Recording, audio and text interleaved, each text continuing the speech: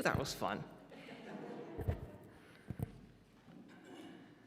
Last Christmas, NASA launched a rocket propelling a scientific feat unlike anything we had created before into space, the James Webb Space Telescope.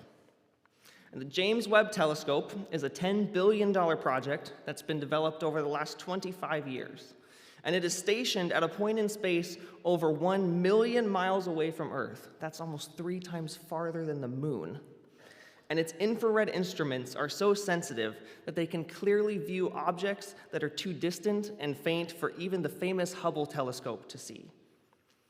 And just this past week, the telescope's instruments reached perfect alignment and they began to release some incredibly mind-boggling and beautiful photos of our universe. And while there are many hopes for what this telescope might reveal to us, truths about black holes, dark matter, supernovas, cosmic inflation, or even the discovery of alien life, the real primary mission of the James Webb Telescope is simple: to go back in time. It's simple, but it's not. You see, our modern understanding of cosmology and astronomy are governed by a very important rule that nothing in the universe travels faster than the speed of light. And since we know how fast light travels, when we're looking at an object that's way off in the distance, we can calculate how long it took that light to reach us. This is why we measure great distances in light years, because it literally takes light a full year to travel that much distance. So when the James Webb Telescope is looking at something 300 million light years away, we know that that light took 300 million years just to reach us. So we're not actually seeing the distant object as it is today. We're seeing that object as it was 300 million years ago. Now, I know this is getting a little bit technical, and I'm probably not doing this explanation any justice, but this is truly amazing to me. The further we look out into the universe, the further we are looking back through time. And if you're like me, even though all of the mathematical pieces are there to show that this is true, it still doesn't make much sense to my brain. This is so amazing that it registers in my mind as something not scientific and practical, but instead something mystical and magical. And it's important to mention that we're not just building tools like the James Webb Telescope to look back through time just for the sake of it. No, we're looking back because in looking backwards through time, we can learn universal truths, truths that reveal the reality of our present, and truths that help us predict our future. In some strange and spooky way, when we look out into space, our past, present, and future collide. They're no longer totally separate, but they seem closer than ever before, somehow entangled. This might be the best metaphor for prophecy that I've ever encountered, and it's what inspired me to write this sermon today. Because when we think about prophecy, we're often thinking about it in a magical sense. When we think about prophecy, we think about dreams and visions and fortune-telling, crystal balls, tea leaves. Wait, I think we're talking about something else now. But it's true, right? When we think about biblical prophecy, it's so easy for it to get lumped in with these magical scenes from fairy tales and folklore. But I don't think that's accurate. And I think it actually does us a disservice to think about it this way. Prophecy in the biblical tradition is much more practical than we often think. The prophetic books of Isaiah, Ezekiel, and Jeremiah make up 3 of the 5 longest books in the Bible, and the vast majority of them is not magical visions and dreams that predict the future, but rather a deep and intentional interpretation of the past and the present, and what they might tell us about the future. These biblical prophets recognize patterns in history, and they learn from them in the present. Patterns like, when we broke God's law back then, something bad happened.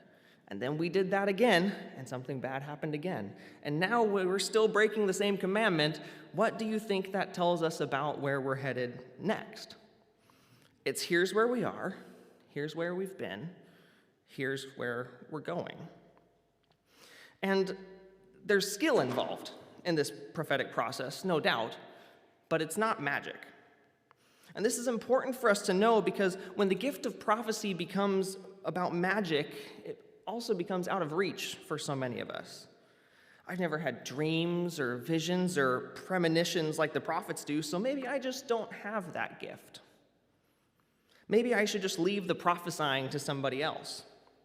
But I don't believe that this is true. I believe we all have opportunities to be prophets. But I'll admit it takes some practice. I'll give you an example. Back in the spring of 2020, when the first pandemic lockdowns had begun, I was asked to record a short sermon for Warner Pacific University, my alma mater. Wanting to deliver a hopeful message into that time of anxiety, fear, and uncertainty, I decided to talk about the tendency that the universe has to turn nothing into something. I talked about how science is fascinated with this phenomenon, with us making so many efforts to try to look back through time and sort out the beginning of the universe, because we have this deep sense that for there to be something, then at some point there must have been nothing. I talked about how the opening chapters of the Bible contain two different creation stories aimed at answering this same question.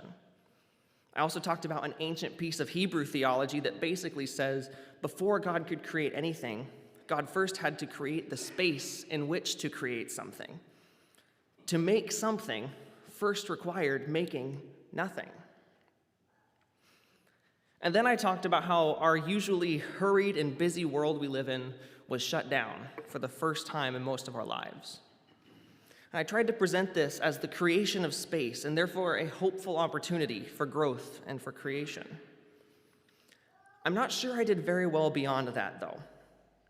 I said that I hoped all this free time would bring families closer together and would strengthen the relationships between parents and their kids. I didn't think about the reality that in many cases, kids and their parents being stuck at home together for months on end might actually drive each other insane and lead to skyrocketing rates of domestic abuse. Oops. I said that I hope business people would use the space to innovate and create solutions to the world's biggest problems. Didn't anticipate the wealth gap growing at such an exponentially high rate that we'd never seen it before, or that the richest of the rich would make hundreds of billions while the rest of the world is left struggling in economical crisis. Yikes. And I concluded the sermon with a personal challenge to my audience. I said, what are you going to make in this space? And my hope there was to encourage them not to fall into unhealthy and time-gobbling tendencies like playing too many video games or binge drinking.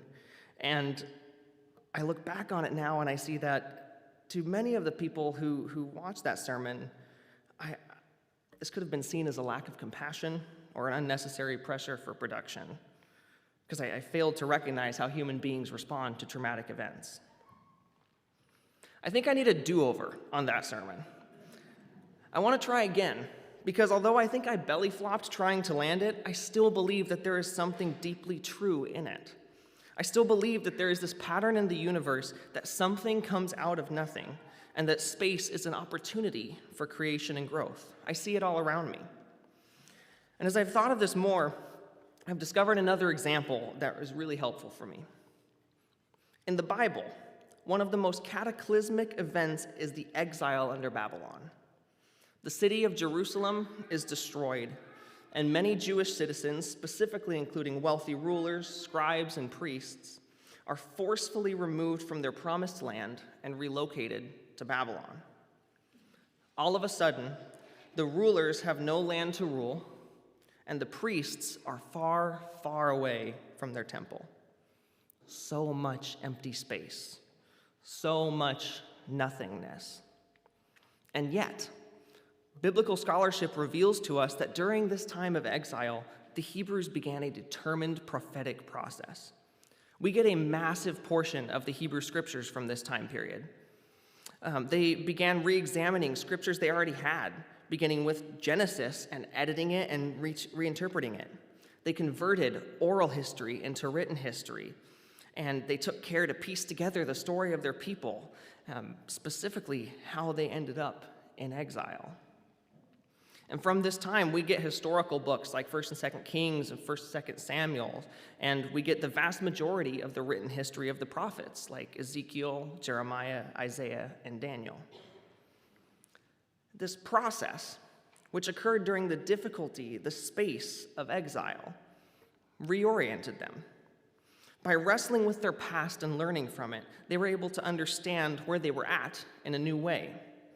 And by coming to grips with their current reality, they were able to create a bold new plan for their future, a plan to get God back on their side once again. As a part of St. Andrew, I feel like I can relate to this scriptural experience. No, we're not in exile, but it feels difficult to imagine a time where we've experienced more space than where we're at right now. We're emerging from a pandemic that's dominated the last 2 years of our lives. And not only did it create empty space on our Google calendars while we isolated and socially distanced from our friends and loved ones, but it also created massive amounts of cultural space. The world that we're headed into post-pandemic is not the same world it was before. Maybe it's better, maybe it's not. We're not still sure what this new normal is going to look like. And the faces around our church look different than they did before. We've lost beloved friends over the last couple of years, and we've gained new family members. Our church staff looks different. Jennifer Traum and Allison Katsafrakis moved on from their positions on our staff. Pastor Robin accepted a new call to lead at Spirit of Grace, and we said goodbye to her on Zoom. And just this week, in a grace note emailed out to the church, Pastor Mark announced that he will be retiring on January 1st. We are looking at a lot of space. And with that space comes opportunity for the prophetic process. Thankfully, we're not going through this process alone. No one person creates the vision for this congregation. We do it together. And with the creation of the Horizon team to lead us into this process, the prophetic action has already begun. It's already happening around us. Today, we all have the opportunity to participate as prophets in the congregational listening event following this service. If you're here, I hope that you already are planning to participate in this event. And if not, I sincerely hope you will consider it. As we prepare to join together for this event, I'd like to leave you with 3 ways we can each be prophetic today. First, prophets are great listeners. They listen with their ears, their minds, and their hearts. To be good listeners, we must be attentive and kind. During your conversations, listen to understand what's being said. Be curious, be compassionate and selfless. We will be most successful in our discernment process if we truly hear the voice of everyone, not just those who are the loudest. Second, prophecies are rarely comfortable. Throughout the Bible, prophets are often unpopular characters. Kings ignored their advice. John the Baptist and Jesus were murdered. This is because God calls us to be courageous, to boldly follow where the divine is leading us. And the place where we are being led is almost never the place where we already stand. So to listen and to follow means to leave what we know and journey into the unknown, because we believe it's the best way to share the love of the divine with the world. If we enter and exit this process with the idea that we've got it all figured out, that we're the best iteration of a church the world has seen, and that we really don't need to make any changes or have any new goals, then we will have failed. Because transformation stretches us. To pick up new things, some things usually need to be let go. And this is why this next and third piece is so important. Prophets trust in God. This may sound simple, but I assure you it's one of the hardest things that we have to do. To go through the prophetic process, to transform and better ourselves for the sake of the gospel, we can't have our fists clenched around the things or around the way we want to do things. We must enter this process with open hands, hands that are willing to pick up what needs picking up and let go of that which needs to be released.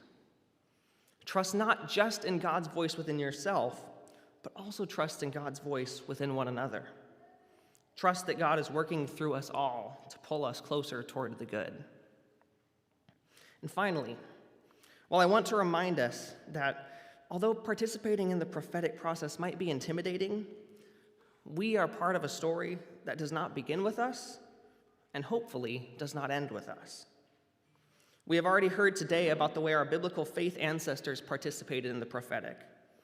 We follow in the footsteps of the church reformers, of the ELCA, and of the members who built this church, some of whom are here with us today. Some years ago, before I was around, this church decided to hire Pastor Robin. And I wasn't here, but I've heard many stories of that process.